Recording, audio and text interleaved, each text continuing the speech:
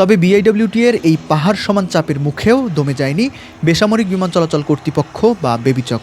গত 29 জানুয়ারি কক্সবাজার বিমানবন্দরে আয়োজিত এক গণশুনানিতে বেবিচক সদস্য এয়ার কমোডর নুরি আলম সরাসরি চ্যালেঞ্জ ছুড়ে দিয়েছেন। তিনি স্পষ্ট ভাষায় বলেছেন, রানওয়ের কিছুই সরানো যাবে না। তার যুক্তি হলো, এই রানওয়েটি রাতারাতি তৈরি হয়নি, সব সংস্থার সঙ্গে আলোচনা করেই এবং পরিবেশগত দিক বিবেচনা করেই এর ডিজাইন করা হয়েছে। বেবিচকের দাবি, এই কাঠামোর কারণে নৌ চ্যানেলের কোনো ক্ষতি হচ্ছে না। এয়ার কমোডর নুরি আলম উল্টো প্রশ্ন তুলেছেন, বিআইডব্লিউটি এর এই সুপারিশ বাস্তবায়ন করা কারিগরিভাবে অসম্ভব এবং অবান্তর। তার মতে, রানওয়েটি এখন আন্তর্জাতিক মানের ঘোষণার অপেক্ষায়, আর এই মুহূর্তে এমন উচ্ছেদের কথা বলা মানে দেশের এভিয়েশন স্বপ্নকে বাধাগ্রস্ত করা।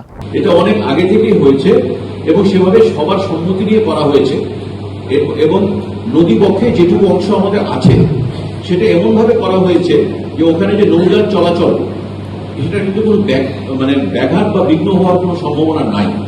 এবং ওখানে যেটুকু অংশ নদী পক্ষে গিয়েছে যে অ্যাপ্রোচ লাইন, এই অ্যাপ্রোচ লাইন আমি 1 ফিটও কমাতে পারবো না।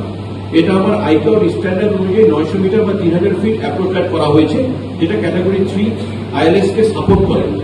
সো এটা আমার সরানোর কোনো সুযোগ নাই এবং সম্ভাবনা নেই, এবং এটা সব নিয়ম নীতি মেনে আন্তঃমন্ত্রণালয়ের বৈঠকের মাধ্যমে সমন্বয় করে এটা করা হয়েছে।